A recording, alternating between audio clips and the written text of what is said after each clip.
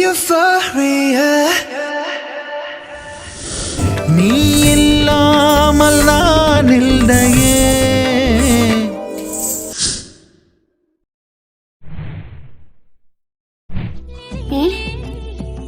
തരട്ടേന്ന്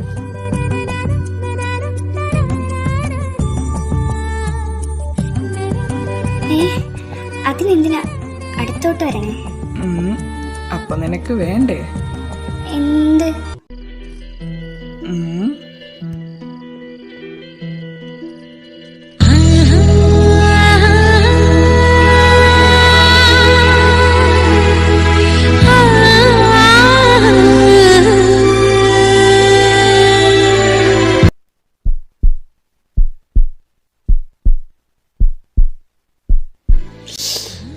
ആ ഹൃദയത്തോട് ഒന്ന് മെല്ലെ ഇടിക്കാൻ പറ വൃന്ദ. നിന്റെ ഹൃദയം ഇടിക്കുന്ന സൗണ്ട് എനിക്ക് ഇവിടെ കേൾക്കാലോ. സിദ്ധുവേട്ടാ, എന്താ ചെയ്യണേ? അതിന് ഞാനൊന്നും ചെയ്തില്ലല്ലോ.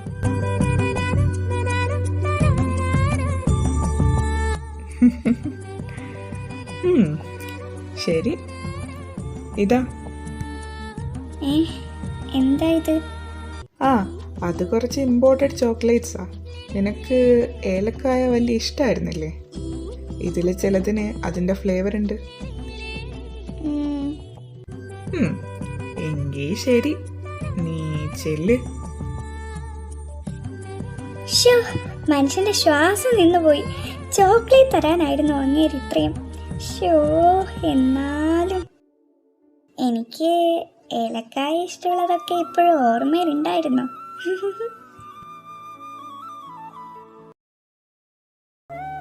നല്ലോണം ഭക്ഷണം കഴിക്കു സിദ്ധു. ഇതെന്താ, ദിവസം കഴിയും തോറും നീ ആകെ മെലിഞ്ഞുണങ്ങി വരികയാണല്ലോ. മുഖം ആകെ ചെറുതായി വിളറിയിട്ടുണ്ട്. ഒന്ന് പോവമ്മേ, ഭക്ഷണം കഴിപ്പിക്കുക ഓരോ കാരണങ്ങൾ പറയാ. എന്റെ ദേവേട്ടാ, നിങ്ങൾ ഇതൊന്നും കേൾക്കണില്ലേ? ഓ, ഞാൻ കൊറേ കേട്ടതാ സിദ്ധു, ഇനി നീയും കുറച്ച് കേക്ക്. ഓ, നിങ്ങൾക്കെല്ലാം തമാശ. നാളെ മുതൽ ഞാൻ ഇവിടെ ഒന്നും ഉണ്ടാക്കില്ല, ആരും കഴിക്കണ്ട. ദേവേട്ടാ, പത്രക്കൊച്ച് ടെറർ മൂഡ് ഓണാക്കി. മിണ്ടാതിരുന്ന് കഴിച്ചോ. അതാ തടിക്ക് നല്ലത്. സിദ്ധു, അച്ഛാ പറ. അല്ല മോനെ, അത് പിന്നെ. ഓ, നിങ്ങൾ അങ്ങോട്ട് മാറി നിൽക്ക് മനുഷ്യ, ഞാൻ പറയാം. എന്താ അമ്മേ? എത്രയും പെട്ടെന്ന് നിന്റെ കല്യാണം നടത്താൻ തീരുമാനിച്ചിരിക്കണു. കല്യാണോ? അതെ, കല്യാണം തന്നെ. ഇപ്പൊ തന്നെ എത്ര വയസ്സായി? 2 മാസം കൂടി കഴിഞ്ഞാ 30 വയസ്സായി. അല്ല അമ്മേ, അത് പിന്നെ. നീയൊന്നും പറയണ്ട, ഞാൻ പറയണ അങ്ങോട്ട് കേട്ടാ മതി. ഞാനും ചന്ദ്രേട്ടനും വയസ്സായി വരിക. എന്നാ മരിക്കണതിന് മുമ്പ് നിന്റെ കല്യാണം കഴിഞ്ഞ് കൊച്ചുമക്കളെ കൊഞ്ചിച്ചിരിക്കാൻ ഞങ്ങൾക്കും ആഗ്രഹം ഉണ്ടാവില്ലേ? എന്റെ പത്രക്കൊച്ചേ, ഇതെങ്ങോട്ടാ ഈ കാട് കയറി പോണേ? കല്യാണമൊക്കെ കഴിക്കാന്നേ, കുറച്ച് സമയം എന്താ? എത്ര സമയം വേണോന്നാ?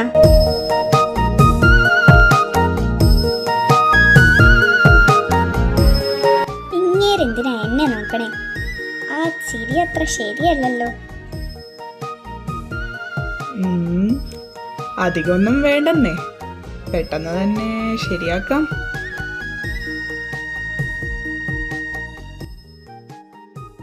മോനെ സിദ്ധു, നാളെ നീയൊന്ന് നമ്മുടെ കുടുംബക്ഷേത്രത്തിൽ പോയിട്ട് വാ. നിന്റെ പേരിൽ ഇത്തിരി വഴിപാട് പറഞ്ഞിട്ടുണ്ട്. ജാനു, നിങ്ങളാരും വരണില്ലേ? വരുന്നുണ്ടടാ. എങ്കിൽ ശരി, ഞാൻ കിടക്കുവാ.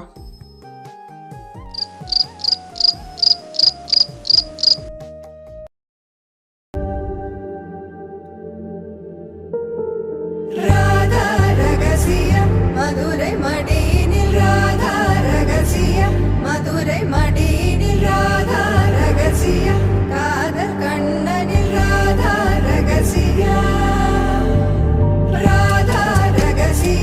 മധുരൈ മടിയിൽ രാധാ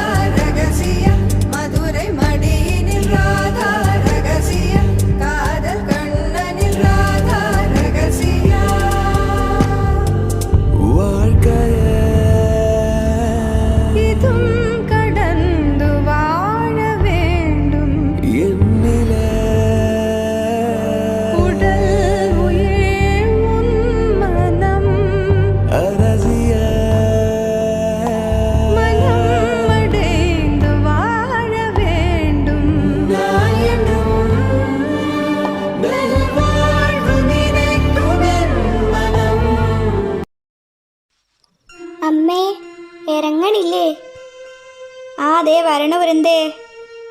ആഹാ, എന്റെ മോളങ്ങ് സുന്ദരിയായല്ലോ. അല്ലമ്മേ, അമ്മ ആരെയാ സുന്ദരി എന്ന് പറഞ്ഞ്? അതെന്താടാ നീ അങ്ങനെ ചോദിച്ചേ? വൃന്ദമോളെ നീ കണ്ടില്ലേ? ഓ, ഇവളാണോ സുന്ദരി? ഇതിനെ പൊക്കിയെടുത്ത് നമ്മുടെ പാടത്ത് കൊണ്ട് വെക്കാം. ആടോ, പൊക്കാൻ താനിങ് വാ. ടീഡി, നിങ്ങൾ വരണുണ്ടോ? അല്ല ഞാൻ പോവാ. എന്തിനാടാ ആ കൊച്ചിനെ വെറുതെ ഓരോന്ന് പറയണേ? പാവം, അതിന്റെ മുഖം വാടി. ചുമ്മാ, ഇതൊക്കെ ഒരു രസമല്ലേ എന്റെ ഭദ്രക്കൊച്ചേ? രസമല്ല, സാമ്പാറ്. ഒറ്റൊരു അടി വച്ചെന്നാലുണ്ടല്ലോ, കൂടുന്നുണ്ട് നിനക്ക്.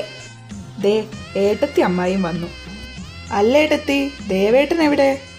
ആടാ, ദേ വരണുണ്ട്, ഇപ്പൊ ഇറങ്ങും. അല്ല, വൃന്ദ എവിടെ?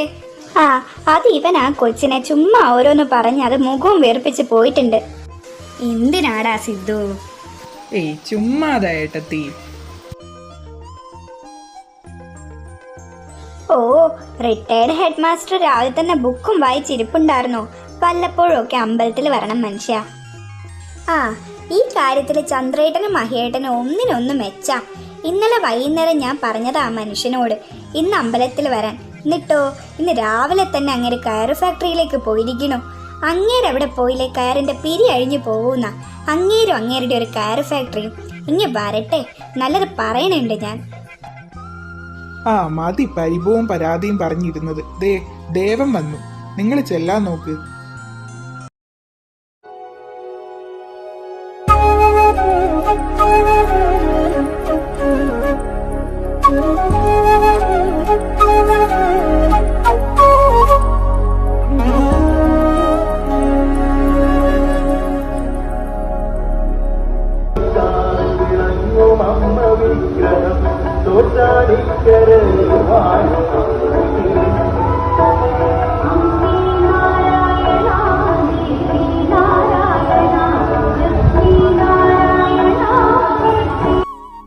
ചേട്ടാ, 2 പുഷ്പാഞ്ജലി.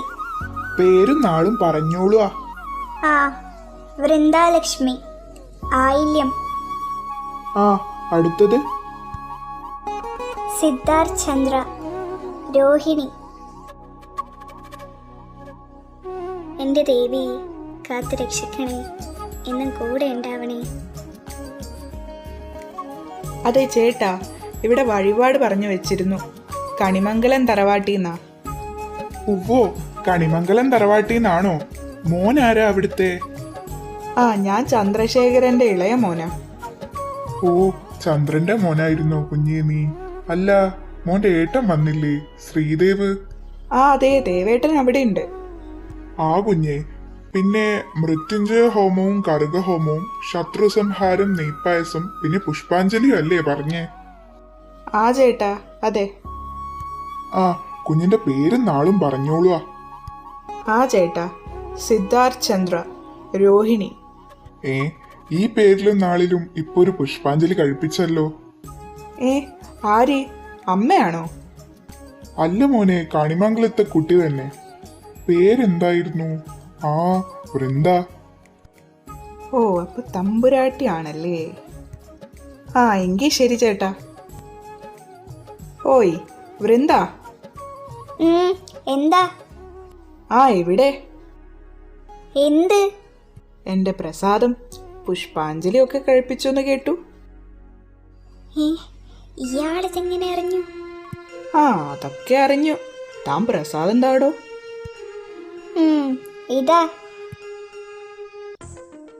അയ്യോ, വഴിപാട് പറഞ്ഞത് നീയല്ലേ? നീ തന്നെ തൊട്ട് താടോ. സിദ്ധു. ഏ, അതാരാ? നല്ല പരിചയമുള്ള ശബ്ദം. സിദ്ധു. ഓ, വൈക. കൊറേ നേരായോ വന്നിട്ട്? ആ വൈക, കുറച്ചു നേരായി. തൊഴുതോ എന്നിട്ട്? ആ വൈക, തൊഴുതു. ഇറങ്ങാറായി. ആഹാ, അമ്പലത്തിൽ വന്നിട്ട് ചന്ദനം തൊട്ടില്ലല്ലോ. ആ, അത് നിക്ക് സിദ്ധു, എന്തേലുണ്ട്, ഞാൻ തൊട്ടുതരാം. അല്ല, അത് പിന്നെ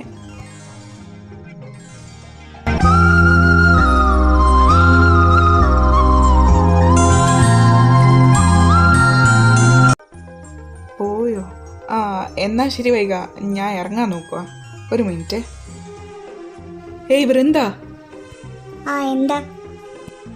അത് പിന്നെ അതവള് പെട്ടെന്ന് തൊട്ടതാ. അതിന് ഞാനൊന്നും ചോദിച്ചില്ലല്ലോ. ഇല്ല. അല്ല, എൻ്റെ പ്രസാദം തന്നില്ല. നെറ്റിയിലിരിക്കുന്നത് ചന്ദനം തന്നെയല്ലേ, അത് മതി.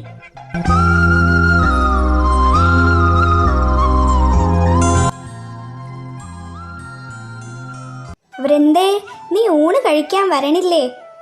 എനിക്ക് ഊണ് വേണ്ട വേദേച്ചി. ഊണ് വേണ്ടേ? അതെന്താ? ആ, അത് ചെറിയൊരു തലവേദന, ഞാൻ കുറച്ച് കിടക്കട്ടെ. ഹോസ്പിറ്റലിൽ പോണോ മോളെ? നല്ലോണം ഉണ്ടോ? വേണ്ട ദേവേട്ടാ, ഒന്ന് കിടന്നാ മതി.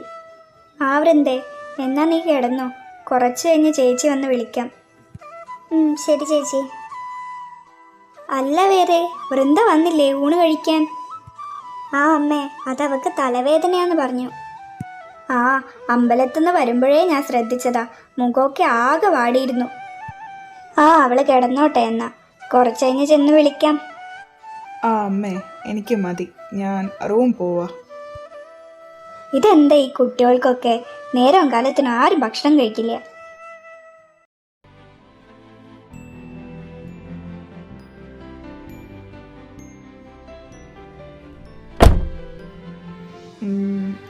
വൃന്ദ.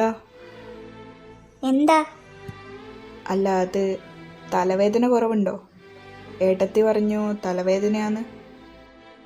സുഖം അന്വേഷിക്കാൻ വന്നതാണോ നിങ്ങള്?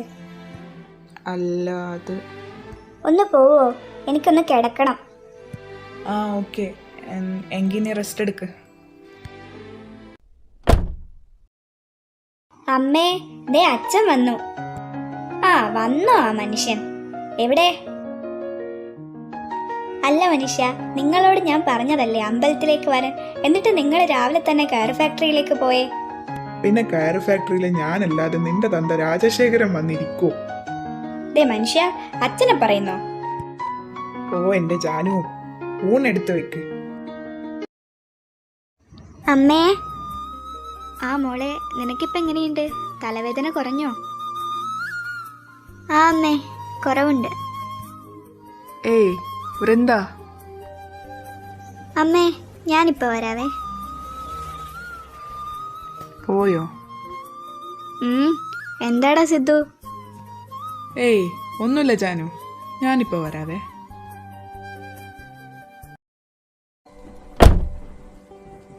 ഡോ, താനിപ്പോ എന്തിനാ ഇങ്ങോട്ട് വന്നേ? എന്തേ, എനിക്കിവിടെ വരാൻ പാടില്ലേ? താനെന്താ കളിക്കുവാണോ? പോവാൻ നോക്ക്. അങ്ങനെ ഞാനിപ്പോൾ പോവാൻ ഉദ്ദേശിക്കുന്നില്ലെങ്കിലോ?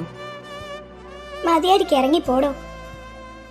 ആഹാ, ഭീഷണിയാണോ? ഓ, ഇയാളോട് പറയണേ എനിക്കാ ഭ്രാന്ത്. താൻ ഇവിടെ തന്നെ നിന്നോ, ഞാൻ പോവാ. ഏയ് വൃന്ദ. എന്നെ വിടടോ. അങ്ങനിപ്പോ വിടാൻ ഉദ്ദേശിക്കുന്നില്ല. തനിക്കെന്താ വേണ്ടേ? എനിക്കൊന്നും വേണ്ട. എന്താ നിന്റെ പ്രശ്നം, അത് പറ. എന്ത് പ്രശ്നം? എനിക്കൊരു പ്രശ്നവുമില്ല. ഒരു പ്രശ്നവും ഇല്ലേ നിനക്ക്? പിന്നെ നീ എന്തിനാ എന്നെ കണ്ടിട്ടും കാണാത്ത പോലെ നടക്കുന്നേ? പറ വൃന്ദ, നീ എന്താ എന്നോട് മിണ്ടാത്തേ? ഞാൻ മിണ്ടിയാലും ഇല്ലെങ്കിലും നിങ്ങൾക്കെന്താ? അതിലും മാത്രം എന്ത് ബന്ധാ നമ്മൾ തമ്മിലുള്ളേ? ഞാൻ നിങ്ങൾ ആരാ? വീടെന്നെ. ലച്ചു. ലച്ചു.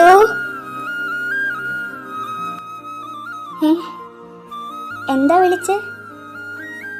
എന്തേ, കേട്ടില്ലേ നീ? ലച്ചൂന്ന്.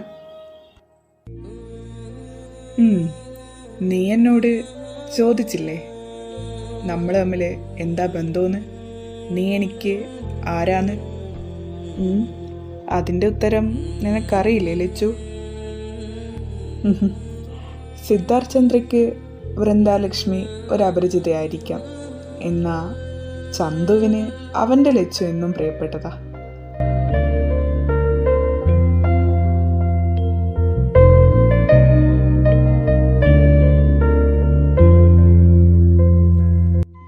ഒരു 6ാം ക്ലാസ്സുകാരൻ പയ്യൻ്റെ നെഞ്ചിലെന്നോ അറിയാതെ അലിഞ്ഞു ചേർന്ന പ്രണയത്തിന് ഒരൊറ്റ പേരേ ഉണ്ടായിരുന്നുള്ളൂ, അതവൻ വളർന്നു വലുതായപ്പോഴും ആ പേരിനുടമ ഒരാൾ മാത്രം, വൃന്ദാലക്ഷ്മി. അതായത് എൻ്റെ ലച്ചു, ചന്തുവിൻ്റെ മാത്രം ലച്ചു. നിന്റെ ചോദ്യത്തിന് ഇനിയും ഉത്തരം കിട്ടിയില്ലേ വൃന്ദ? ചന്തു ഏട്ടാ,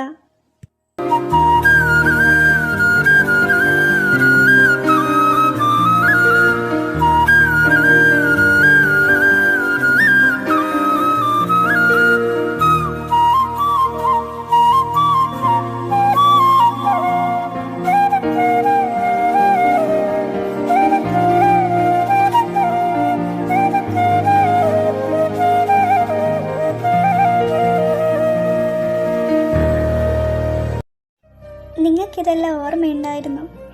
ഞാൻ കരുതി നിങ്ങൾ പഴയതൊക്കെ മറന്നു. ഏയ്, എൻ്റെ ലച്ചു കരയാണോ? ഓ അവിടുന്ന്, നിങ്ങൾ എന്നോട് മിണ്ടണ്ട. അത് ശരി, ഇനിയും പിണക്കം മാറിയില്ലേ? ഇല്ലെങ്കിൽ പിണക്കം മാറ്റിത്തരാനേ.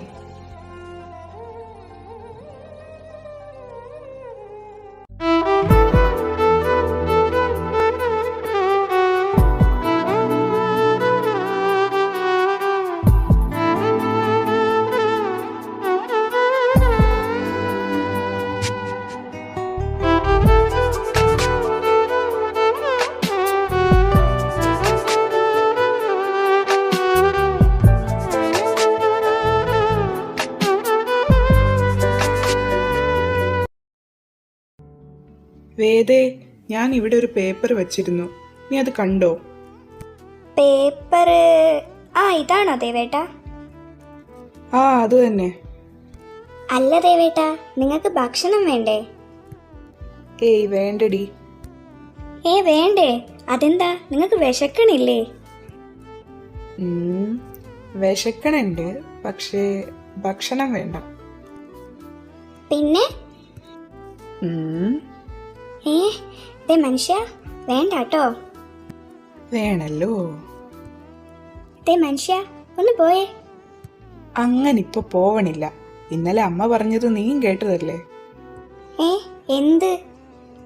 കൊച്ചുമക്കള് വേണോന്ന്. മുതിർന്നവർ എന്തെങ്കിലും ആഗ്രഹം പറയുമ്പോ നമ്മളല്ലേ അത് സാധിച്ചു കൊടുക്കണ്ടേ? ഒന്ന് പോയേ. അങ്ങനിപ്പോ പോവണില്ല, ഇങ്ങ് വാടി. എന്താ കാറ്റ്